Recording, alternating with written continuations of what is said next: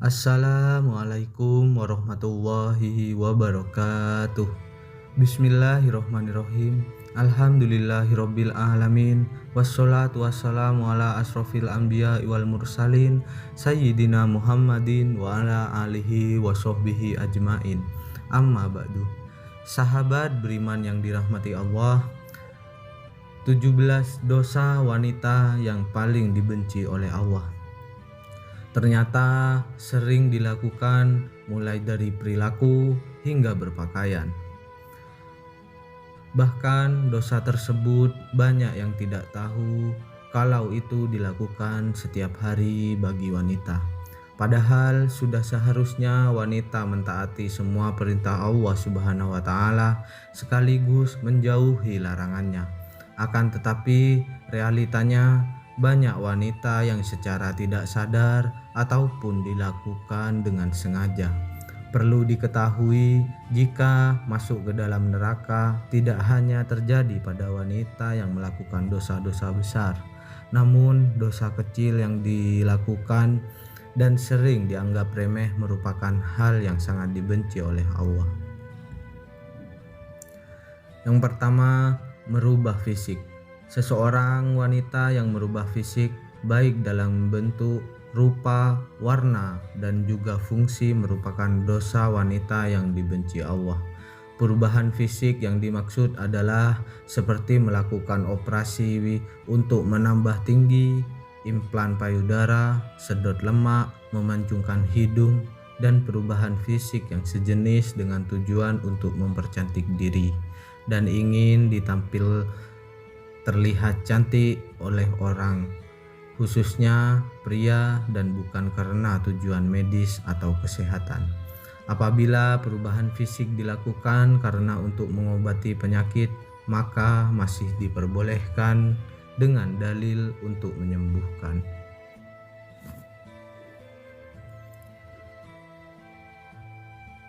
Yang kedua, mengabaikan suami sebagai kepala rumah tangga. Dalam Islam, suami merupakan pemimpin dalam sebuah rumah tangga sesuai dengan peraturan dalam ajaran Islam serta sabda Rasulullah SAW. Rasulullah memberikan gambaran jika saat suami memberi perintah untuk sebuah pekerjaan seperti memindahkan bukit merah menuju bukit putih ataupun sebaliknya, maka istri tidak memiliki pilihan kecuali melaksanakan perintah tersebut. Yang ketiga, berpakaian namun telanjang. Berpakaian namun telanjang merupakan ungkapan untuk perempuan yang sangat senang berpakaian ketat dan juga tipis sehingga memperlihatkan setiap lekukan tubuhnya. Yang keempat, syirik. Dosa yang identik dengan perempuan dan dibenci Allah Subhanahu wa taala berikutnya adalah syirik. Syirik merupakan perbuatan menyamakan atau menyekutukan Allah Subhanahu wa taala dengan selainnya, baik dilakukan secara langsung maupun tidak langsung, secara nyata atau secara terselubung. Syirik sendiri terbagi menjadi dua jenis, yakni syirik besar atau syirik kecil. Yang kelima, jawazah. Wanita yang jawazah atau dengan kata lain terlalu royal, rakus, pelit, dan juga banyak makan juga merupakan dosa yang tidak disukai oleh Allah Subhanahu wa taala. Yang keenam, banyak bicara dan pembual.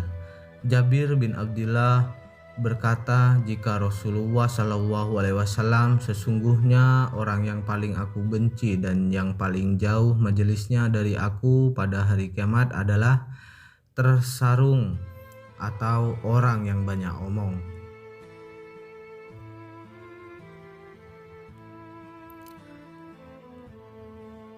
Yang keenam, bertingkah seperti orang solehah atau munafik. Saat ini seringkali melihat para wanita yang terlihat berlagak solehah, berlagak muslimah, dan juga munafik. Akan tetapi di balik itu semua merupakan wanita yang kejam, bahkan juga berlaku kejam kepada orang terdekatnya. Yang ketujuh, menghina sahabat Nabi dan keluarga Nabi.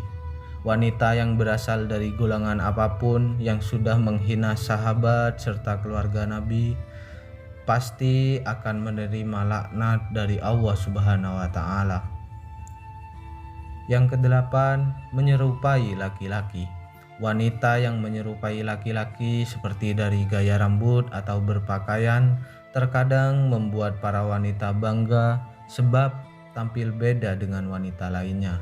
Dengan berpenampilan seperti laki-laki, wanita tersebut tidak sadar jika dirinya sudah menumpuk dosa karena menyerupai laki-laki dan juga dosa membuka aurat. Yang kedelapan, bertato atau mentato.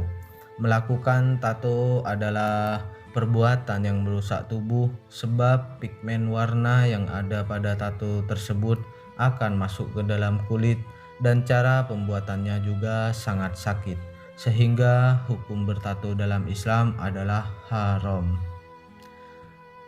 Yang ke-9, menghilangkan bulu wajah. Bulu wajah seperti alis seringkali dihilangkan wanita hanya untuk kecantikan saja dan tidak memperdulikan dosa yang akan dihadapi. Wanita rela untuk menjalankan operasi, laser dan sejenisnya hanya untuk menghilangkan bulu di wajah tersebut dan memegang prinsip jika agar terlihat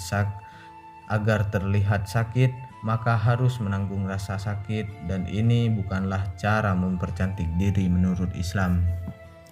Yang ke-10, menyambung rambut.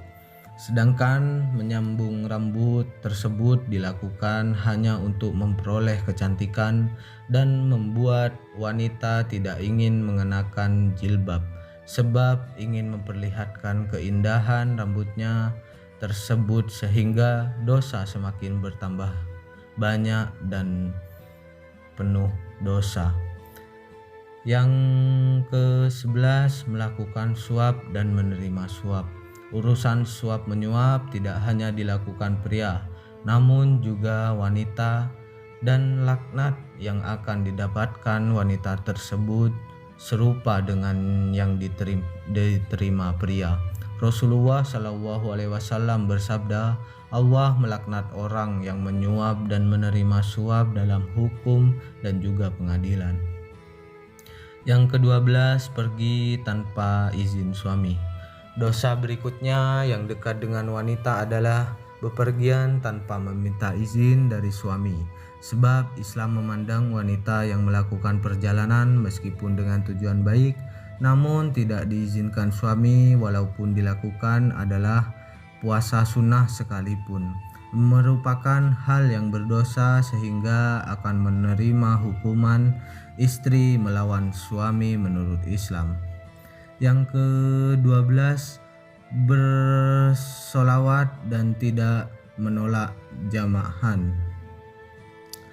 Rasulullah Shallallahu Alaihi Wasallam juga bersabda, jika seorang istri yang membiarkan dirinya dijamah lelaki lain, maka boleh diceraikan, yang menunjukkan jika perbuatan tersebut adalah dosa besar dalam Islam.